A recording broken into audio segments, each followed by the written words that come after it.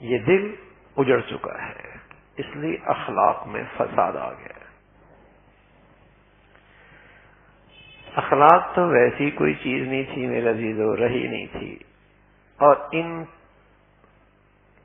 ذرائع میں جو نئے نئے ذرائع آئے ہیں، موبائل آیا ہے، فیس بک آیا ہے، ٹویٹر آیا ہے، نہ جانے کیا کچھ آیا ہے، اس نے تو اور ہی بد اخلاق بنا دیا۔ بچہ اس پہ بیٹھا ہے تو باپ بات کرے تو جھنجھلا جاتا ہے،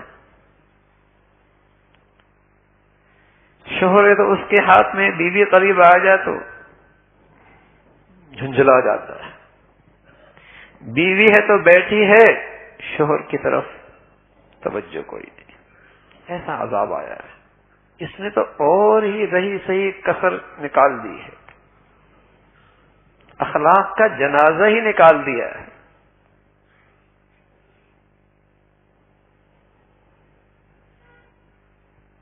اور یہ ہر گھر کی کہانی ہے، ہر گھر کی کہانی ہے۔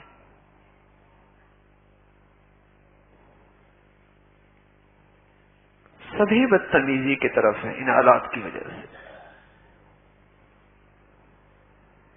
کون بلا رہا ہے؟ بڑا ہے۔ کون آ رہا ہے؟ باپ آ رہا ہے۔ کون آ رہا ہے؟ والدہ آ رہی ہے۔ کون مجھ سے بات کر رہا ہے؟ شوہر بات کر رہا ہے۔ کون مجھ سے قریب آ رہا ہے؟ اہلیہ آ رہی ہے۔ کوئی توجہ کوئی نہیں۔ ادب، اخلاق، احترام، ایک دوسرے کا لحاظ، رشتوں کی مٹھاس ہی ختم کر دی۔ بس مجبوراً اکٹھے رہ رہے۔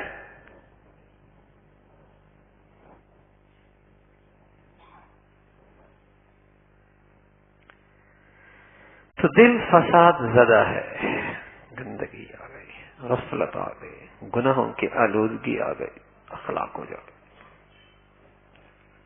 کیا کچھ کہہ دیتے ہیں، ماتھے پہ بل ہی نہیں آتا۔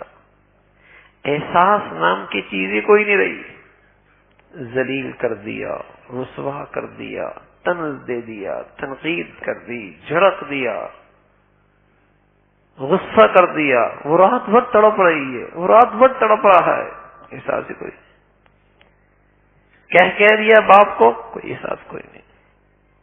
اقصی اباہ و ادنا صدیقہ، باپ سے یوں نفرت جیسے باپ سے۔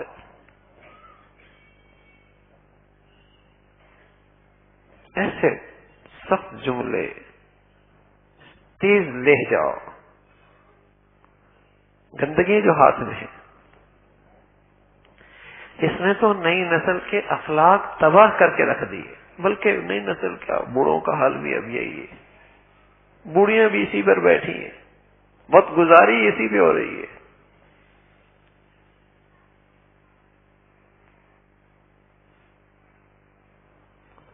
کیا جوان، کیا بوڑھے، کیا امیر، کیا غریب، کیا جھونپڑی، سب کا یہ حال ہے۔